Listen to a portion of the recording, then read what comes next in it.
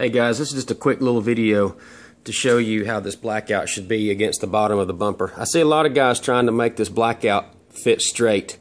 You have to understand that this car doesn't have straight edges on it. Everything has curve.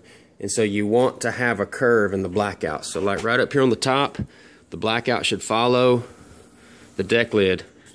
Perfect. Down here on the bottom, you shouldn't try to get a big gap here. There's a leading edge on this on the top of the bumper right here. Your blackout should be flush with it or pretty close to 1/8 of an inch away from it within that area. If it's sitting in, I can probably push this, well, maybe not.